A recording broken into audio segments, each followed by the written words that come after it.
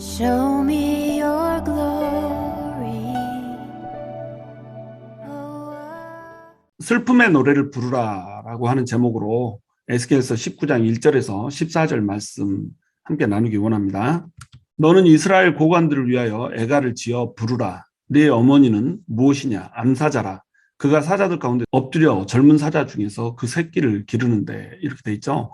너는 이스라엘 고관들을 위하여 애가를 지어라, 이렇게 얘기를 하고 있어요. 이스라엘 고관들을 위해서 애가를 지으라, 이 말은 지금 에스겔 시대에 살고 있던 고관들을 위해서 애가를 부르라는 겁니다. 에스겔 시대 때에 이스라엘 고관들은 누구일까요? 바로 여호아스, 여호야김, 요아긴, 시드기야, 이런 마지막 4명의 왕을 얘기를 하는 겁니다.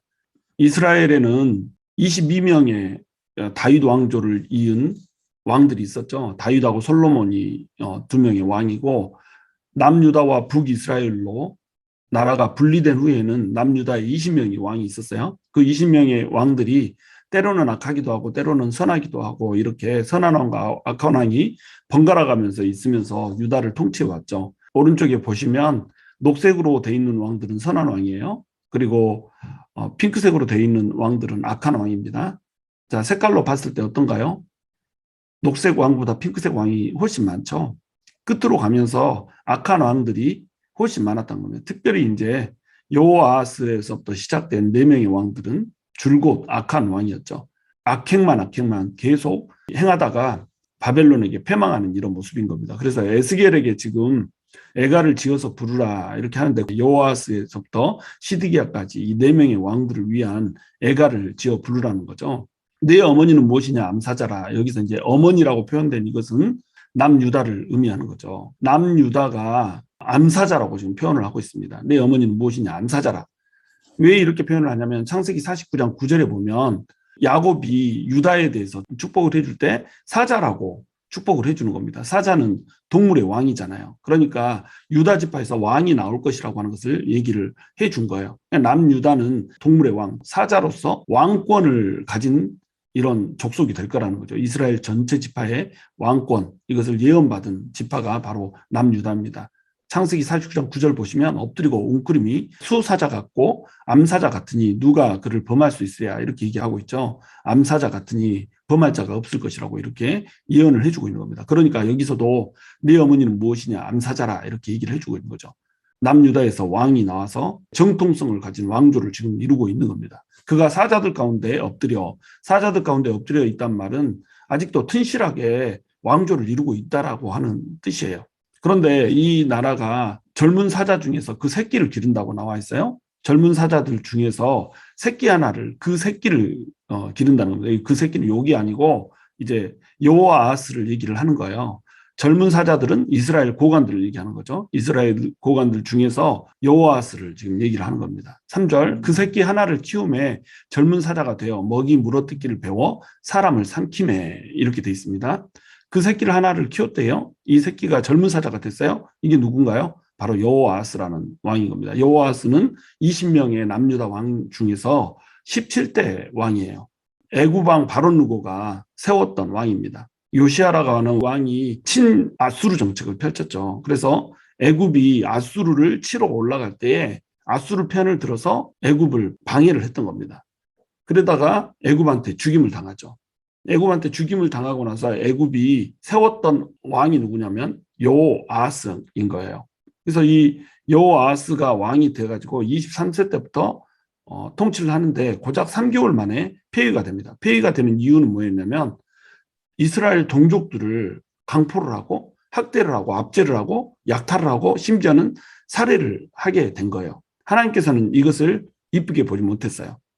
어떻게 왕이라고 하는 사람이 통치를 제대로 하지 않고 이스라엘 동족들을 강포하고 학대하고 압제하고 약탈하고 살해할 수 있냐, 이거죠. 그래서 여호아스를 이제 하나님께서 치실 생각을 하신 겁니다. 여호아스가 애굽에게 세움을 받았지만 애굽에 반대되는 정책을 펴게 된 거예요. 그러니까 이것 때문에 여호아스를 애굽에서 잡아가 버린 겁니다. 그러면서 여호아스를 폐위시키고 여호야김이라고 하는 왕을 세운 거예요. 이방이 듣고 함정으로 그를 잡아 갈고리로 꿰어 끌고 애굽 땅으로 간지라, 이렇게 나와 있죠. 이때 이방이 애굽 왕 바로 느고를 얘기하는 거예요. 바로 느고가 여호아하스를 끌고 애굽 땅으로 이제 가버리게 된 거죠.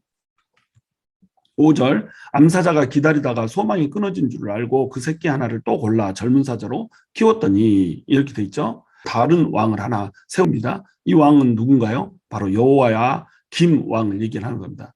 여호야김은 원래 이름이 엘리야김이에요. 엘리야김을 여호야김이라고 이름을 바꾸는 거죠. 여호아하스의 형제입니다. 그래서 18대 남유다의 왕이 되는 거죠. 그래가지고 6절 보시면 젊은 사자가 되며 여러 사자 가운데 왕래하며 먹이 물어뜯기를 배워 사람을 삼키며 사람을 삼켰다고 얘기하고 있죠. 또 7절 그의 궁궐들을 헐고 성읍들을 부수니 그 우는 소리로 말미암아 땅과 그 안에 가득한 것이 황폐한지라 이렇게 돼 있어요.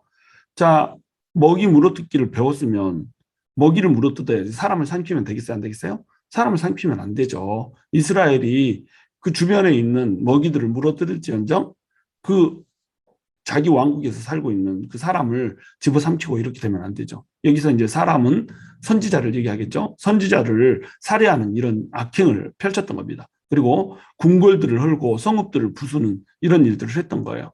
그래가지고 이스라엘 전역을 아주 황폐하게 이렇게 만들어버린 거죠. 그 우는 소리로 말미암아 땅과 그 안에 있는 가득한 것이 황폐하게 이렇게 만들어버린 겁니다.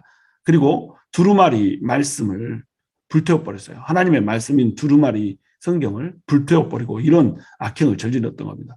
철저히 하나님을 알지 못하는 자처럼 이렇게 행동을 했던 거예요. 하나님이 이걸 그냥 두시겠어요? 그냥 두시지 않죠. 그래서 이 여호야김도 이제 멸망하게 만드는 겁니다. 11년 동안 통치할 수 있는 기회를 줬는데 11년 동안 통치를 하면서 하나님한테 못된 짓만 골라서 이렇게 하게 된 거예요. 그래서 8절에 이방이 포위하고 있는 지방에서 그를 치러 와서 그의 위에 그물을 주고 함정에 잡아 이렇게 돼 있죠. 이방이 포위하고 있는 지방이다. 이 말은 뭐냐면 당시에 이제 바벨론이 신흥 강국으로 막 치고 올라오잖아요. 그리고 아수르, 애굽 여기도 이제 바벨론의 그 위세 앞에서 사그러들고 있는 이런 실정인 겁니다. 근데 이 바벨론이 치고 올라오니까 다른 민족들이 바벨론의 바벨론 정책을 펼치면서 붙을 수밖에 없는 거죠. 그래서 많은 곳에서 바벨론 군대를 위해서 싸우는 군사들이 징병이 된 거죠. 아람이나 모압이나 암몬 이런 사람들도 바벨론의 군대에 속해가지고 남유다를 치고 있는 이런 상황이 되는 거죠. 물론 이제 아람, 모압, 암몬 연합군이 공격을 했다라고 하는 이런 장면도 나와요. 여호야김의 시대에 이런 일이 있었죠. 그리고 바벨론의 느부갓네살에 의해서 이 여호야김이 결국 쇠사슬에 묶인 채 끌려가게 되고 맙니다. 여호야김이 끌려가요. 근데 이제 어떤 사람은 이 젊은 사자가 여호야긴이라고 얘기를 하는 사람도 있어요. 남유다의 19대 왕 여호야김의 아들이죠. 엘리야김의 아들인 여호야긴이 왕이 되는데 이 왕이 3개월 동안 통치를 하는 겁니다. 바벨론 느부갓네살의 여호야김을 잡아가면서 대신 통치자를 여호야긴으로 세워놓은 거예요. 근데 여호야긴이 100일 동안 다스리면서 얘도 이제 악행을 하게 된 겁니다. 하나님의 뜻에 벗어나서 아주 학정을 있는 대로 하게 되는 이런 왕이 된 거죠. 그래서 바벨론의 포로로 이 사람도 잡혀가게 돼요. 여호야김을 가리키는 건지 여호야긴을 가리키는 건지 이것은 모호해요. 어떤 사람은 여호야김이라고 얘기하고 어떤 사람은 여호야긴이라고 얘기해요. 저는 개인적으로 이 두 왕을 다 얘기한다고 생각을 해요. 여호야김과 여호야긴 왕이 비슷하잖아요. 왕자를 줬는데 학대하고 자기 백성들을 피폐하게 만들고 이러다가 결국은 바벨론의 포로로 사로잡혀가게 이렇게 되는 겁니다. 사자 새끼들을 키워놓으면 이 젊은 사자들이 사람들을 물어뜯고 또 도시를 황폐하게 하기를 멈추지를 않는 거죠. 남유다가 멸망을 향해서 달려가는데 마지막 왕이 이제 시드기야죠. 10절 보시면 내 피의 어머니는 물가에 심겨진 포도나무 같아서 물이 많음으로 열매가 많고 가지가 무성하며 이렇게 돼 있죠. 내 피의 어머니 이 말은 내 혈통을 가진 어머니 이런 뜻인 거죠. 그러니까 다윗 혈통 초반에 그 남유다를 얘기하는 거예요. 남유다는 암사자로 불렸잖아요. 남유다 전체가 어머니라고 한다면 내 피라 이 말은 다윗 혈통을 가진 이 남유다를 얘기하는 겁니다. 다윗 혈통이 다스리고 있던 남유다는 맨 처음에 어땠어요? 물가에 심겨진 포도나무 같았어요. 시편 1장 3절에 나오는 것처럼 복 있는 자는 물가에 심은 나무 같다 이렇게 얘기하잖아요. 물가에 심겨졌다. 그러면 이 물은 뭘 의미하는 건가요? 하나님의 은혜, 하나님의 생수를 의미하는 겁니다.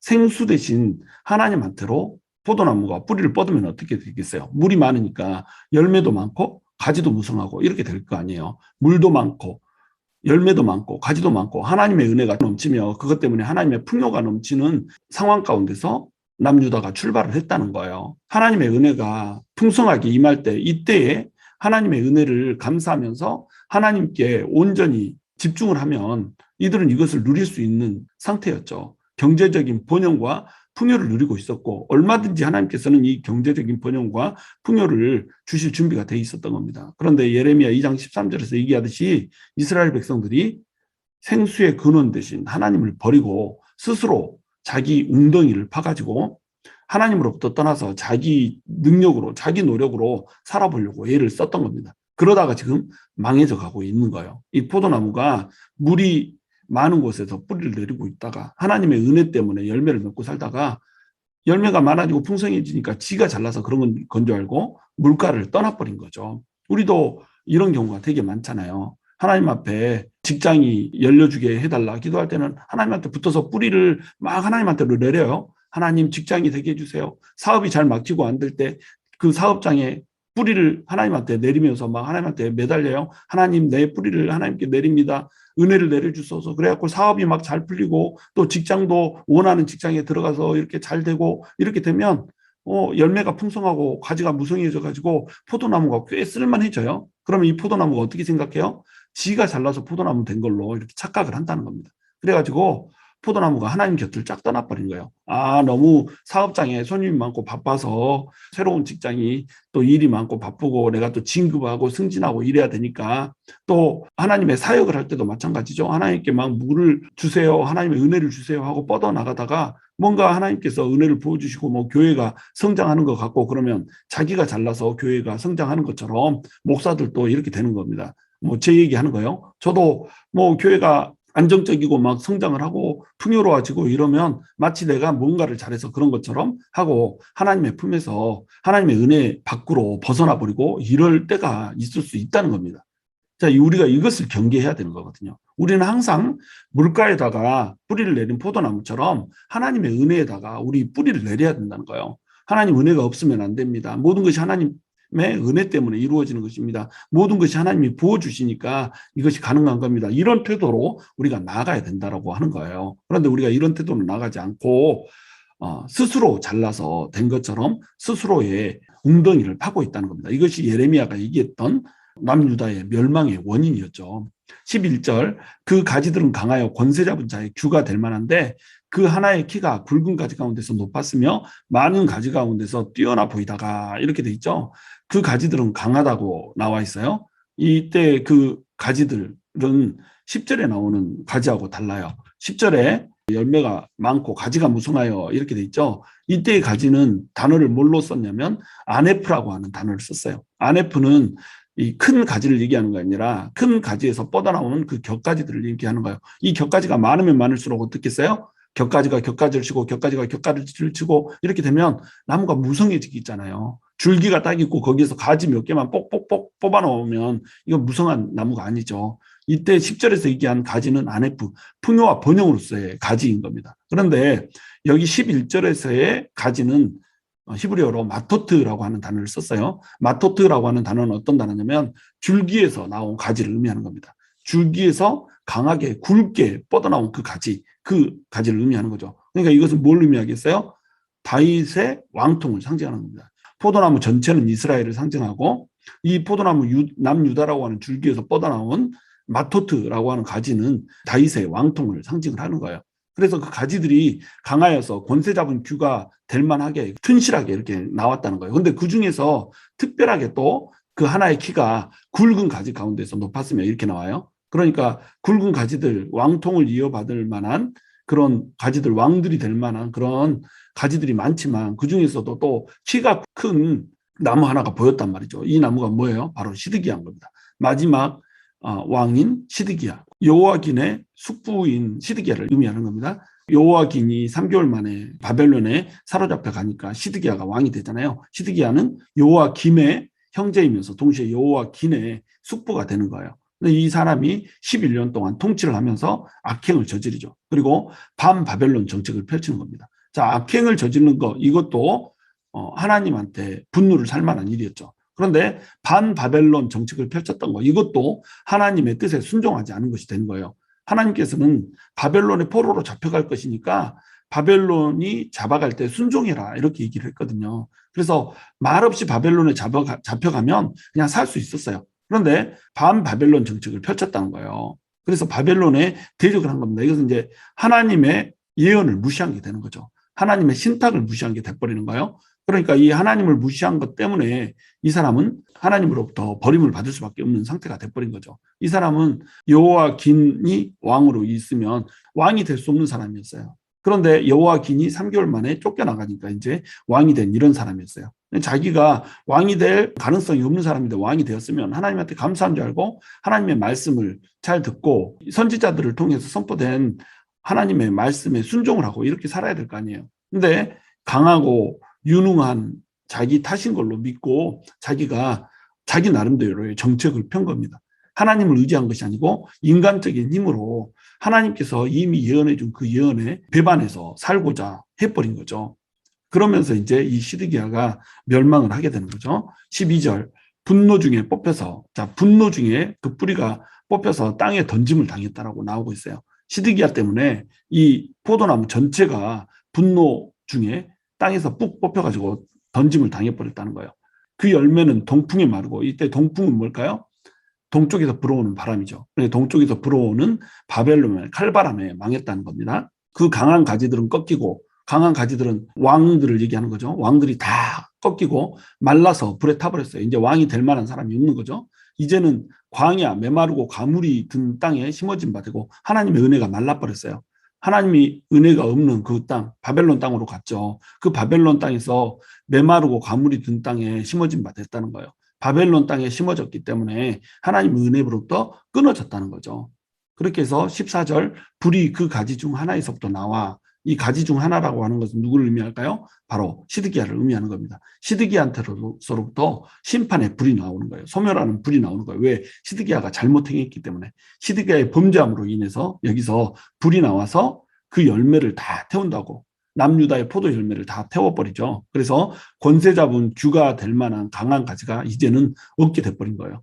야, 이러니까 남유다가 이제 완전히 멸망할 거라고 하는, 왕이 없으면 어때요? 왕국이 아니잖아요. 절대로 이제 왕이 세워지지 않는 이런 나라가 돼버린 겁니다. 그래서 남유다가 왕이 없는, 왕국인데 왕이 없는 나라가 돼서 완전히 멸망할 거라고 하는 것을 지금 여기서 예언을 해주고 있는 겁니다. 이것이 BC 586년에 시드기야가 두 눈이 뽑힌 채로 느부갓네살에 의해서 끌려감으로 말미암아서 이 예언이 그대로 이제 성취가 되는 겁니다. 에스겔이 이 예언을 하기 전에 예레미야가 예언을 이미 했어요.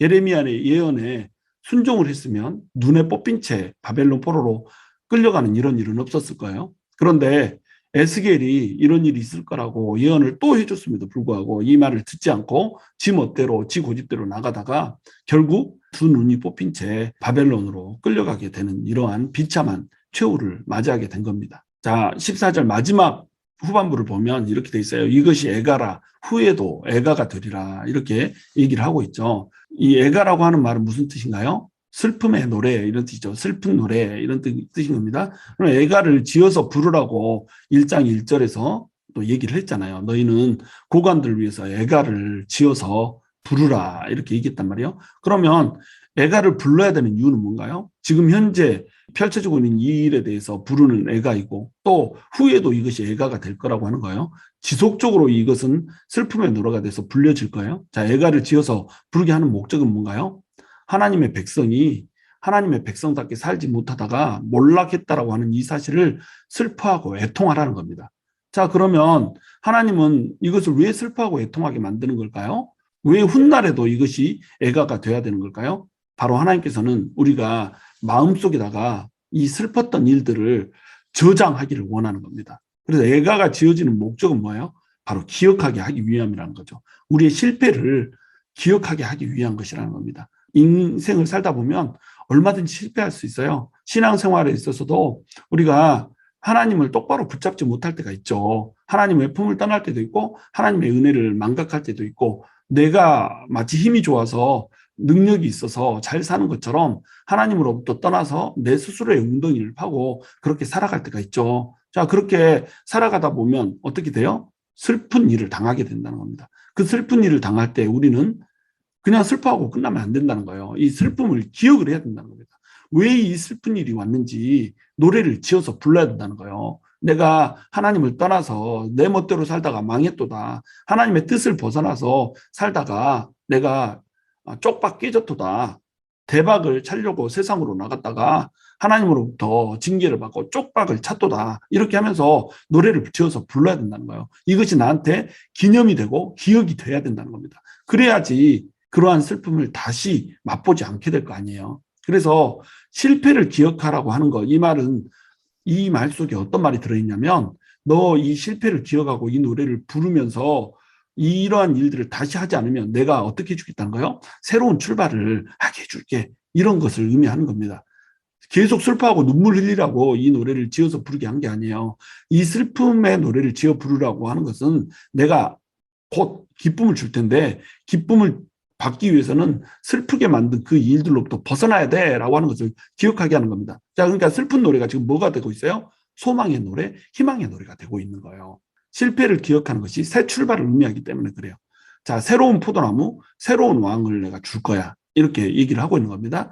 지금 이스라엘이라고 하는 포도나무는 완전히 뽑혔어요. 북이스라엘은 아수르에 뽑혔고 남유다는 바벨론에 뽑혔습니다. 이스라엘 전체가 뽑혔어요. 그래서 포로로 가 있습니다. 근데 포로 귀환을 시켜주겠다는 거죠. 포로 귀환을 시켜주면 이 나무는 어떤 나무가 되나요? 새로운 포도나무가 되는 거예요. 새 포도나무가 됐을 때 이들은 뭘 해야 되는 거예요? 애가를 불러야 되는 겁니다. 애도의 노래를 불러야 되는 거예요. 기쁨 중에서도 슬픔의 시간들을 기억하면서 그 노래를 불러야 되는 거죠. 왜요? 이 기쁨이 지속돼야 되거든요. 이 기쁨이 다시 슬픔으로 전환되면 안 되거든요. 그러니까 이 새로운 포도나무를 주겠다, 이 약속을 주면서 애가를 지어서 부르라고 이렇게 얘기를 하는 겁니다. 암묵적으로 새로운 포도나무를 주겠다는 거죠. 그리고 이것은 전국에 무엇으로 이루어지는 거예요? 참 이스라엘인 예수님의 도래를 의미하는 겁니다. 예수님께서 오셔서 새로운 포도나무, 나는 포도나무요, 너희는 가지니, 이렇게 얘기하고 있잖아요. 하나님께서 예수님을 보내주시는데 그 예수님 자체가 포도나무가 된다는 거예요. 그래서 참 이스라엘로 이 나라가 세워진다는 겁니다. 그러면 예수님에서부터 이제 가지를 내는 우리들은 왕 같은 제사장이 되는 거죠. 예수님이 우리의 새로운 왕이 되시는 거고, 이 새로운 왕이신 예수님은 그것으로부터 가지를 내서 이 가지들인 우리들은 예수님께서 주시는 그 풍요와 번영 가운데 들어갈 수 있다는 겁니다. 많은 열매를 내고 또한 하나님의 나라를 무성하게 확장시킬 수 있는 이런 존재들로 우리가 서게 될 거라는 거예요. 자, 이런 존재들로 서기 위해서는 우리는 뭘 해야 되는 거예요? 애가를 지어서 불러야 되는 겁니다. 그럼 우리의 애가는 뭘까요? 바로 십자가예요. 십자가에는 우리의 질고와 슬픔과 우리의 죄가 모두 담겨 있는 거잖아요. 우리의 모든 죄악들을 십자가 위로 옮겼잖아요. 이것이 우리의 애가죠. 우리의 슬픔이죠. 이것 때문에 예수님이 십자가 위에서 못 박혀서 돌아가셨잖아요. 이것이 우리가 불러야 될 슬픔입니다. 우리가 불러야 될 슬픔은 뭐냐면 하나님의 피조물인데 하나님을 위해서 살지 못하고 하나님의 영광을 위해서 살지 못하고 내 멋대로 내 마음대로 살다가 죄악 가운데 살아서 이 죄악으로 인해서 멸망하게 되어버린 이러한 처지, 이것이 바로 우리의 애가인 거예요. 이 애가를 우리가 불러야 되는 이유는 뭘까요? 예수님이 우리한테 부어주신 그 은혜를 감사하기 위해서 부르는 겁니다. 그리고 예수님을 우리의 주인으로 모시기 위해서 부르는 거예요. 우리한테는 소망이 없으니까. 그러면 예수님께서는 우리를 어떻게 주시는가요? 예수님께서는 우리에게 새로운 소망을 주고 희망을 준다는 겁니다. 애가를 부를 줄 아는 사람만이 소망의 노래를 부를 수가 있는 거예요. 슬픔의 노래를 부르지 못하면 소망의 노래도 없는 겁니다. 슬픔의 노래를 부르지 못하면 그냥 슬픔이 지속될 뿐이에요. 슬픔의 노래를 지어 부를 줄 알아야 소망의 노래, 기쁨의 노래를 우리가 부르는 순간이 온다는 겁니다. 그래서 팔복에서도 얘기하잖아요. 애통하는 자는 복이 있나니 애통하는 자가 복이 있는 거예요. 애통하는 자는 무엇을 애통해 하는 건가요? 나의 죄악을 애통해 하는 겁니다. 나의 실패를 애통해 하는 거예요. 하나님 없이는 아무런 소망도 없이 죄인일 뿐인 나의 처지를 애통해 하는 겁니다.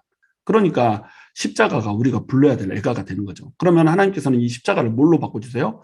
저주의 상징이었던 십자가를 축복의 상징으로 바꿔주시듯이 슬픔과 질고의 십자가를 영광과 부활의 십자가로 바꿔준다는 겁니다. 그래서 우리로 하여금 슬픔을 넘어서 소망으로 가게 만들고 아픔을 넘어서 기쁨으로 가게 만들고 또 결핍과 공허를 넘어서 충만과 풍요로 가게 만들어주시는 일을 한다는 겁니다. 여러분, 우리는 슬픔의 노래를 부를 줄 아는 사람이 됩시다. 여러분, 예수님을 믿는다라고 하면서도 정말로 예수님의 뜻 안에서 살지 못하고 하나님의 말씀대로 살지 못하였던 것들, 예수님의 명령대로 바람대로 살지 못하였던 것, 우리 슬퍼하며 애통해야 돼요.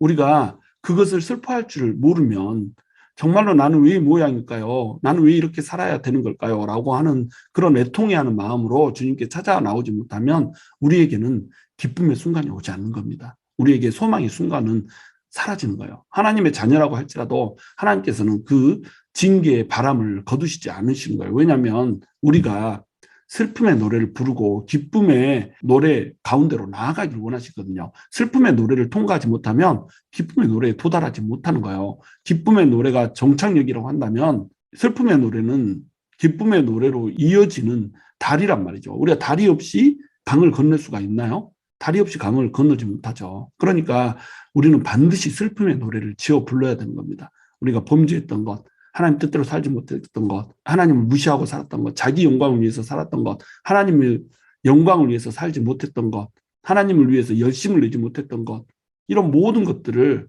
회개하고 돌이켜야 되는 거예요. 우리가 다른 사람에게 상처 주고 아픔 줬던 것, 내 욕심만 챙기고 내 유익만을 챙기다가 공동체의 유익을 보지 못하였던 것, 교회를 힘들게 했던 것, 하나님을 슬프게 하고 성령님을 근심하게 했던 것, 이런 모든 것들에 대해서 우리 슬픔의 노래를 지어 불러야 되는 겁니다. 여러분, 오늘 슬픔의 노래를 지어 부르시기 바랍니다. 그리고 내일 기쁨의 노래 가운데로 들어가시게 되기를 주님의 이름으로 축원합니다.